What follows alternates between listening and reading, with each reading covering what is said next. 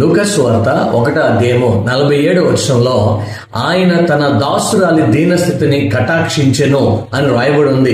మరి జీవితాన్ని మనం మరొకసారి పరిశీలనలోకి తీసుకున్నట్లయితే దాసురాలి దీనస్థితి అనగా వినయ విధేయతలు కలిగిన స్థితి అని అర్థం. ఈ రోజున నిజముగా ఆమె వినయ విధేయతలు కలిగిన స్థితిని దేవుడు కటాక్షించినటువంటి తీరు మనం చూస్తూ ఉన్నాం. నిజంగా మనం పరిశీలించినట్లయితే వినయము విధేయత ఏ విషయాల్లో అని ఆలోచన చేస్తే మాట వినుటలోను, దేవుని పని చేయటలోను, దేవుని కొరకు బ్రతుకుటలోను వినయము విధేయత కలిగినటువంటి స్త్రీగా మనకు కనిపిస్తున్నది.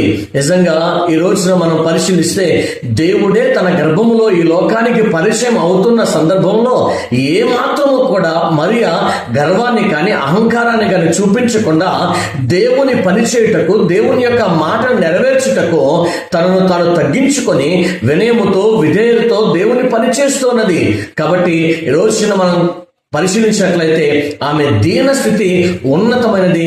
మనము కూడా అటువంటి దీనులుగా వినయ విధేయత కలిగి దేవుని మాట చొప్పున బ్రతుకుదుము గాక. ఆమేన్.